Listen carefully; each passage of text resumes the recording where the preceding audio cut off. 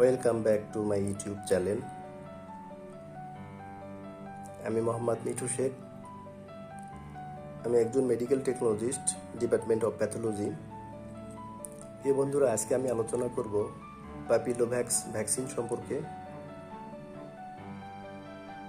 আজকে আমরা জানব প্যাপিলোভ্যাক্স ভ্যাকসিন কেন দিব, মাত্রা ও প্রয়োগ বিধি এবং পার্শ্ব প্রতিক্রিয়া সম্পর্কে এবং এটার দাম সম্পর্কে। প্যাপিলোভ্যাক্স ভ্যাকসিন দেওয়া হয় মূলত প্যাপিলোমা ভাইরাস প্রতিরোধ করার জন্য বা জরায়ুমুখের ক্যান্সার প্রতিরোধ করার জন্য। জরায়ুমুখের ক্যান্সার প্রতিরোধ করার জন্য প্যাপিলোমা ভাইরাস ভ্যাকসিন দেওয়া হয়।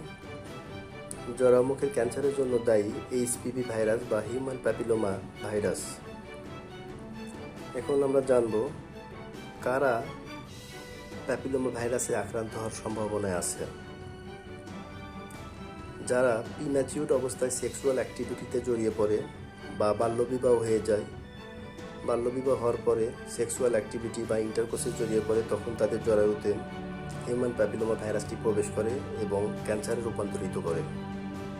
দ্বিতীয় কারণ হলো যারা রোগ প্রতিরোধ ক্ষমতা যাদের শরীরে কম, তারা হিউম্যান প্যাপিলোমা ভাইরাসে আক্রান্ত হয়ে থাকে। এবং যারা এসটিডি রোগে আক্রান্ত বা সেক্সুয়াল ট্রান্সমিটেড ডিজিজ যাদের আছে, তারা হিউম্যান প্যাপিলোমা ভাইরাসে আক্রান্ত হতে পারে।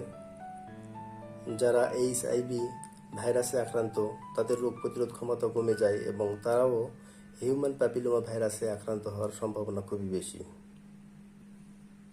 যাদের হাজব্যান্ড একাধিক লাইফ পার্টনারের সাথে সেক্সুয়াল অ্যাক্টিভিটিতে জড়িয়ে পড়ে বা এক্সট্রা ম্যারিটাল অ্যাফেয়ার্সে জড়িয়ে পড়ে, তারা তাদের স্ত্রীর সাথে আবার পুনরায় ইন্টারকোর্সে বা শারীরিক সহবাসে মিলিত হয়, তখন তাদের শরীরে প্যাপিলোমা ভাইরাসটা প্রবেশ করে এবং ক্যান্সারে রূপান্তরিত করে।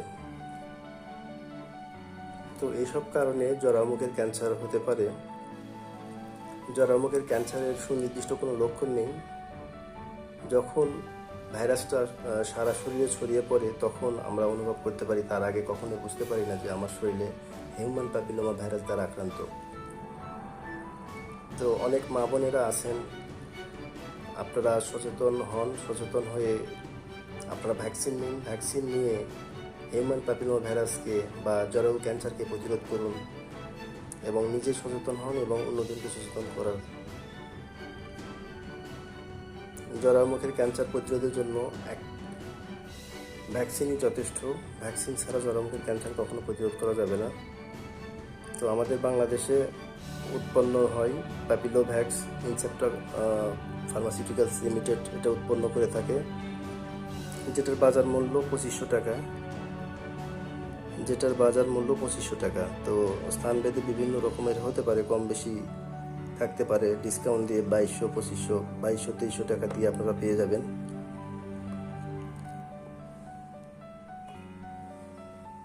তো বাজারের যে কোনো বড় ফার্মেসিতে আপনারা এই ভ্যাকসিনটি পেয়ে যাবেন। তো এই ভ্যাকসিন 9 থেকে 14 বছরের মধ্যে যদি প্রয়োগ করা যায়, তাহলে অত্যন্ত কার্যকর হয় এবং খুব ইফেক্টিভ হয় আমাদের জন্য। আর এটা 9 থেকে 45 বছর বয়স পর্যন্ত দেওয়া যায়।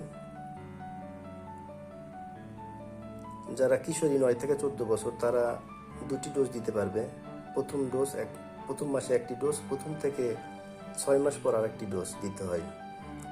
আর যারা অ্যাডাল্ট 20 থেকে 25 বছরের পর থেকে 45 বছর পর্যন্ত, তাদের 3টি ডোজ দিতে হয়। প্রথম ডোজ একটি, প্রথম ডোজের 1 মাস পর দ্বিতীয় ডোজ এবং প্রথম থেকে 6 মাস পর তৃতীয় ডোজ। এভাবে এটি সম্পূর্ণ ডোজ দিতে হয়।